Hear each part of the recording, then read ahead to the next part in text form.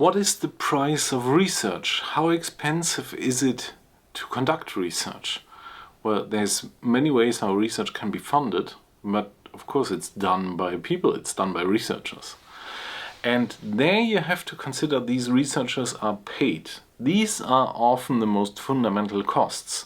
If you consider an average PhD student, say on a 65 position, which is what PhD students usually get in our realms, well, what you have then is you have a person who gets about 30,000–40,000 euros per year. PhD students are expected to publish, if they publish papers, about 3–4 papers during their whole PhD. So that means at an average they do 1 paper a year.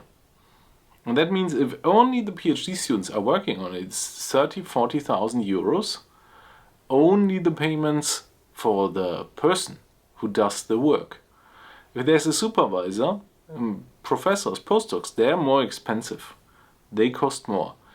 In modern research papers often have half a dozen, up to a dozen, even more co-authors.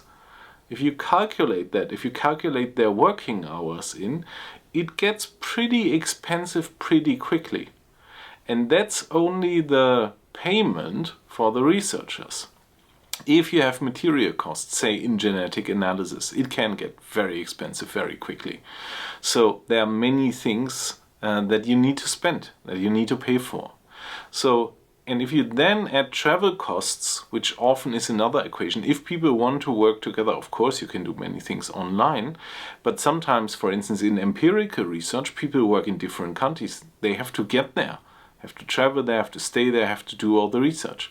So that escalated quickly. When you check out certain papers, you can get at something above 100,000 euros.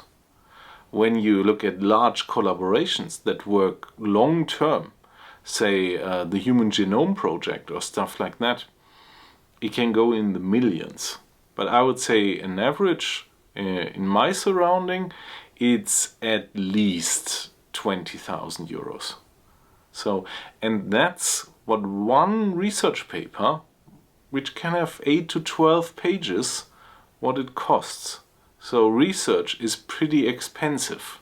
And with this price tag, I would say comes some responsibility. So next time you hold such a research paper in your hand or you read something online, remember a lot of thinking went into this, a lot of work went into this, also high carbon footprint might have gone into this, but especially it has really a price tag. It's something that doesn't come cheap.